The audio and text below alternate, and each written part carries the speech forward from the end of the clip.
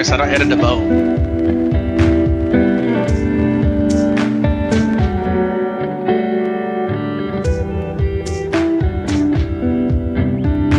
Chris, how do I edit the boat?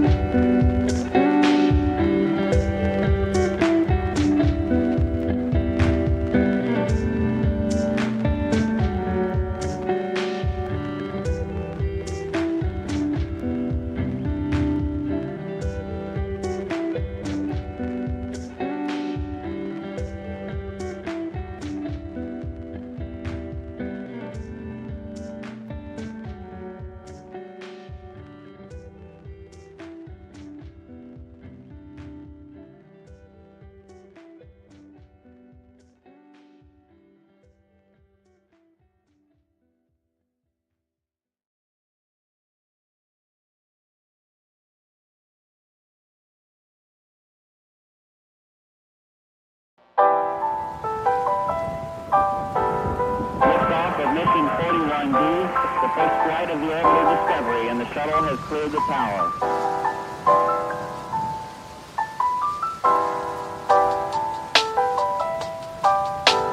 Discovery's core computers now have primary control of critical vehicle functions.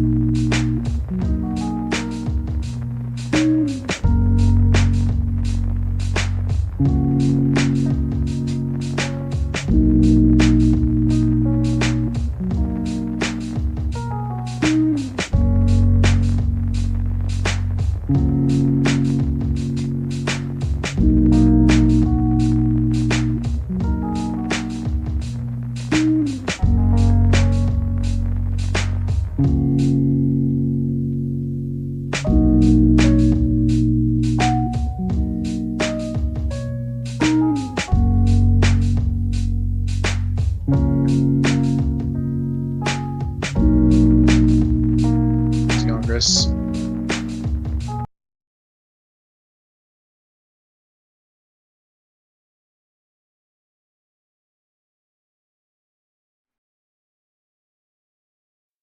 And got my affiliate You got one? badge. Congratulations. Yep.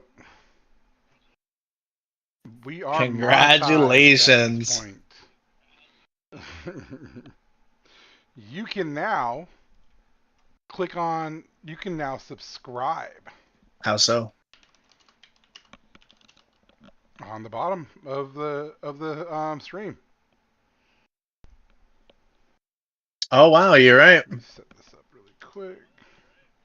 Yep, we are monetized, boys. We are monetized.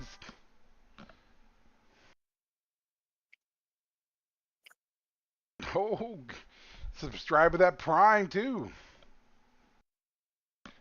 So, let's talk about what's going on. Yes, sir. So you saw.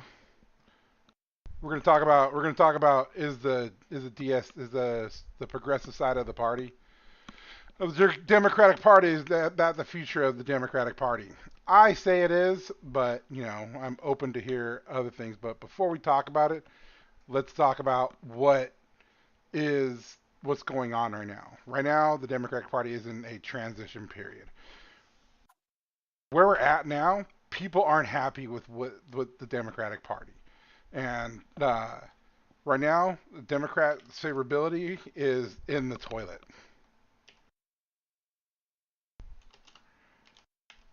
I think we're at 23%. Approval rate? No, I think we're at 33% right now. Absolutely nothing. It's trash. We are. Hassan posted something about it the other day, and Hassan is at the center of this conversation right now, because I'll show you a clip. My God, Hassan posts a lot. Show me where it's at. He posts a lot of like. Here we go. 11th District in New Jersey, speak to a larger point within the Democratic Party, and that is that the far left is significantly more powerful than they once were. This sort of gives the game away here. Democrats who identify as very liberal or conservative. There used to be a lot of conservative Democrats, right? Back in 1999, 26% of Democrats self-identified as conservative. Just 5% said that they were very liberal. It was a smidgen. Now that far left has gained considerably in power. Look at this. Now we're talking about a fifth of Democrats, 21%.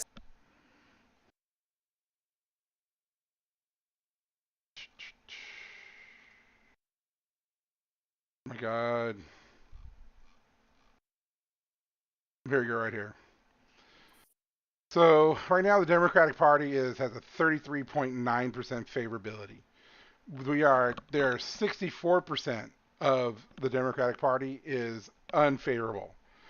And it's because of the bullshit that they do.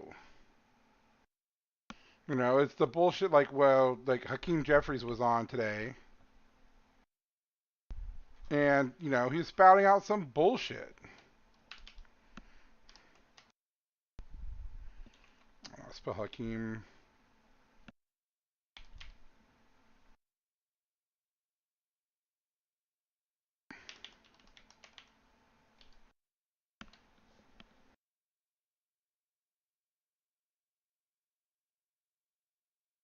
speak and spell so-called leader Hakeem Jeffries. But let me start with this. If the Democrats lose the House, it will be because they did not listen to the voter. Everyone is screaming at them saying, this ain't it. The Democratic Party, the National Party, the elites in the party, the fucking consultant class. You guys think people are stupid.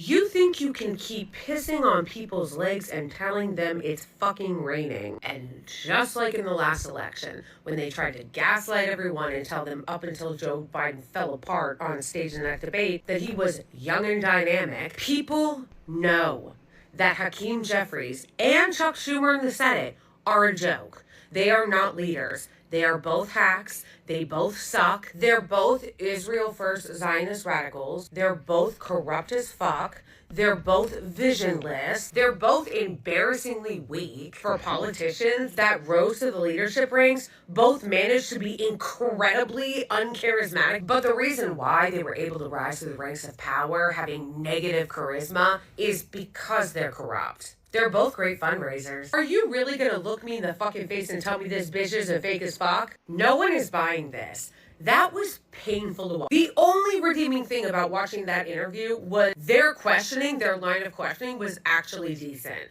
For the most part, when he gets interviewed, it's usually by a bunch of brown-nosing kiss asses that are going to sit there and play patty cakes with him, and he has the questions in advance, and so you don't get any information. Wajahat Ali and Joy Reid did a good job of actually questioning him. And oh man, it is amazing how when somebody actually asks a politician a real question or a real follow-up, you quickly see who they really are. Now you'll see as we go through this interview, and we're going to go through it, although I will be speeding through some parts because he'll literally go on a tangent for like 5 minutes saying a whole lot of fucking nothing. But we're going to go through the questions that they ask, the good questions that they ask, and then show you how he dodged it, and most importantly, how he admitted there is no agenda for the Democratic Party in this midterm. Wouldn't it stop them if they just stopped being an agency? Just apologize. But I don't know what you're suggesting in terms of the funding fight that's in front of us. Now, what we're trying to achieve, for instance, I think the most significant thing that can be done amongst the whole list of things that we've talked about, right, substantively, is to ensure that when ICE agents violate the law, they can be criminally investigated and prosecuted and are not shielded by this principle of absolute immunity, which is one of the things that we put on the table. And the reason why, just so that I'm clear, my thinking. If I could just say, if they're willing to break the law of that and they act with so much impunity, is this an agency that can even be reformed? It seems to me that ICE structurally is so flawed that it would perhaps make more sense to end this agency rather than tinker with it.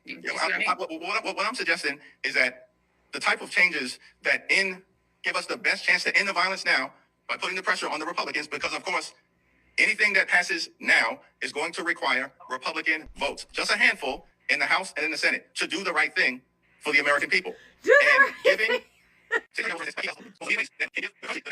end the brutality and the violence that is being engaged in with impunity. Just say that. I mean, this is true. I would rather he say it with his 10 toes in, that I don't want to abolish ICE. I want to fund it, but I don't want to do it. We still need immigration enforcement, whatever. Like, say it with your chest. Like, don't give this bullshit answer. I'm going to give you some numbers. Just today, it came out that ICE is using $38 billion to convert warehouses into camps. I'm going to call them concentration camps. Your colleague, Representative Raskin, went to one just yesterday in Maryland and said there were 60 people crammed like sardines in one room who only had access to one toilet. 65% of people taken by ICE had no convictions. That's from the Cato Institute, a right-wing institute.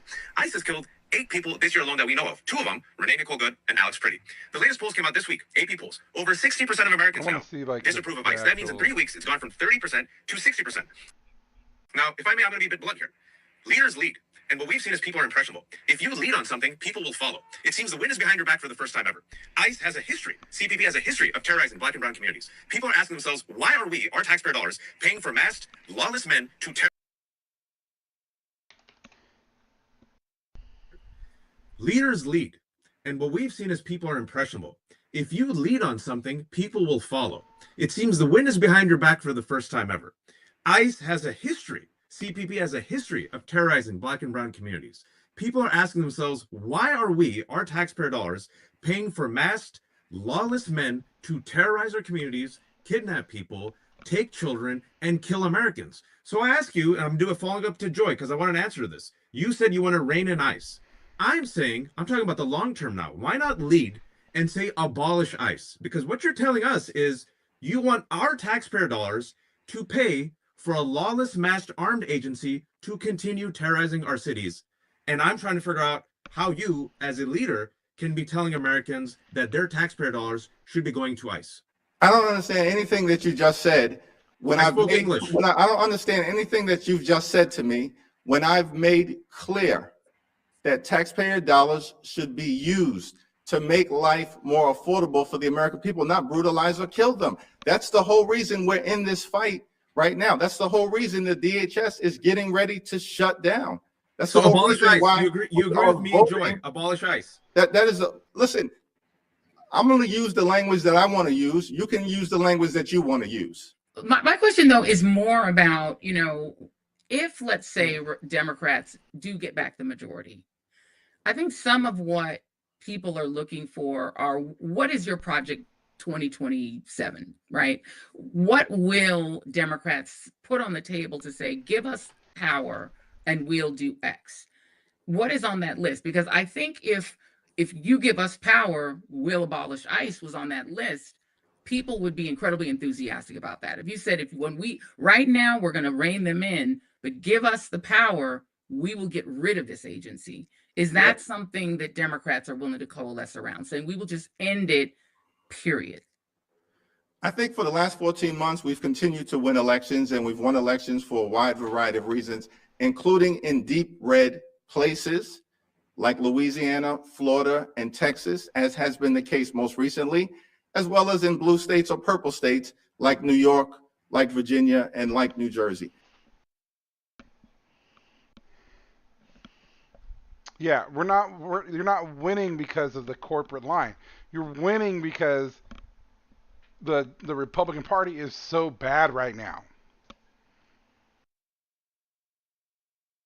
Like it's horrible, and he can't say, do I want to abolish ICE? Then say it.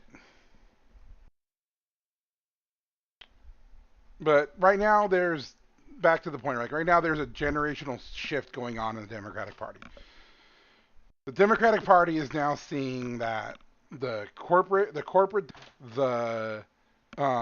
harm reduction voting is not where it's at anymore. We want to see real change. Oh, I think I got an F. Oh, there it goes. The party wants to see real change, and that's what's driving the party right now. The party is not being driven by how many donors we can get. The party's being driven right now by affordability. The people that are winning these primaries, for the most part, are the progressive side of the Democratic Party. And when he talks about, these Democrats that are going into red states, the ones that you're not getting corporate Democrats that are going into these red areas. It's the more progressive side. And the problem is the only people that you see actually fighting right now are the Bernie Sanders, are the AOCs. You see the Chuck Schumers and the Hakeem Jeffries being this token crumbs that they want to give out to their people that, we really do. I mean, the same reason why Hakeem Jeffries didn't endorse God,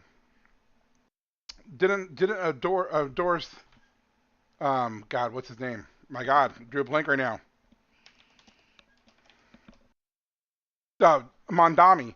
He didn't endorse Mondami until he was forced to, because it came to the point where it just looked that bad. And so, the people like Hassan, the people like the Kyle Kalinskis, the Crystal Balls, the You know, even the Midas Touch people, right?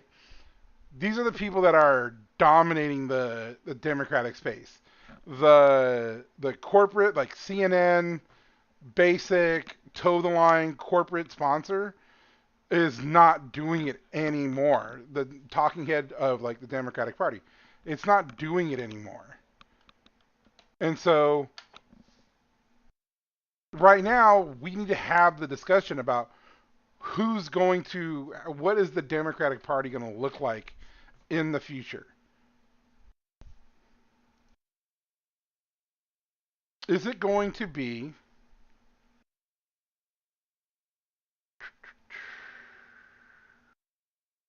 what is going on here?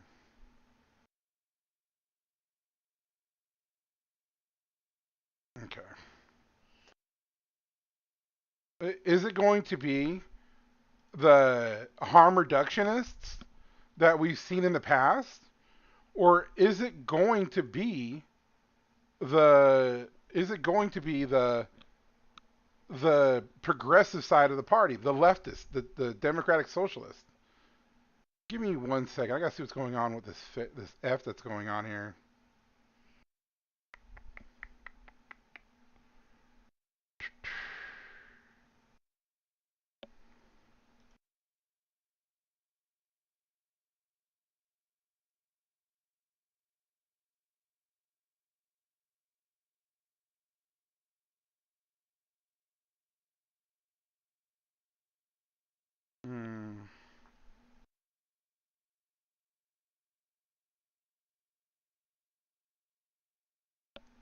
Hello. Oh my God. All right, I'm back. You guys hear me now? All right, I'm back. You guys hear me now?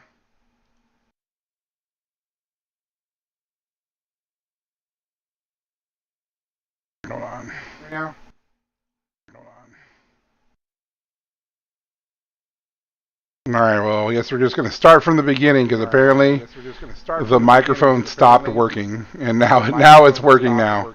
And now it's working now. Because apparently the microphone stopped. Okay. All right. That's fun. All right. That's fun. Technology, right? That's all I do it for a living. Right? That's all I do it for a living. All right, so what we're talking about today is the Democratic Party, the party of the future. Is the progressive wing, the leftists, the Bernie Sanders, the AOCs, are they the ones that are the future of the Democratic Party? And my answer is going to be yes. My answer is going to be yes. And like there is a shift that's happening now, and a discussion that we need to have right now because it is now it's now turning into kind of a civil war that's going on inside the Democratic Party, and it's good. You know, the video that I showed with Hakeem Jeffries there, where he can't even say whether he would abolish ICE or not. If you're not going to abolish ICE, then stand there 10 toes in and say, hey, I'm not going to do that. You know, I think that we still need immigration enforcement, blah, blah, blah. Even though there was a time when we didn't have ICE. When ICE didn't exist. I know because I lived during that time. The progressive wing is starting to become the center of the Democratic Party. And you see that because who's actually winning these elections? The people that are talking about affordability. Those people are talking about winning. The people that are talking about more that I'll get into in a second. But the energy that's behind the Democratic Party now is not with those corporate Democrats. It's with the progressives. It's with you and me. It's with the people that are talking about the social issues that are, and not about how we need to toe the line. We need to do harm reduction voting. We need to vote blue no matter who. you know, and we need to have those discussions now. There's no loyalty test that we have in the Democratic Party, or there shouldn't be, because we've seen the loyalty test in the Republican Party, and that's not working.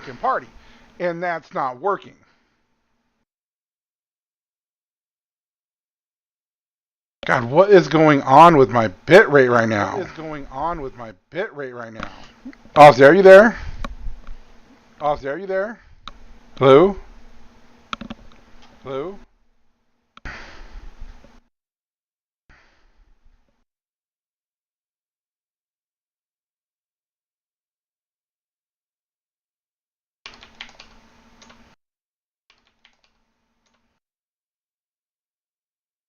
Trying to look at this, see what's going on with the internet right now.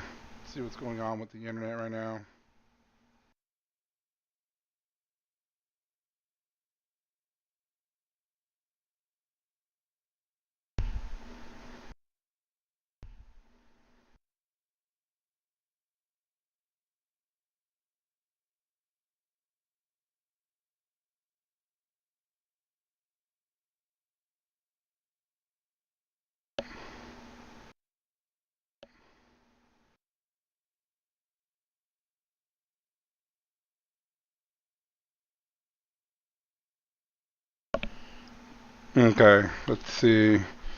I may have to restart the stream. So it sucks because I was really enjoying where I was going with this. But I think it's more important that we deal with what's going on with this stream right now. So I will be back. I'm going to restart everything over here, and hopefully that will fix whatever fails we're having right now.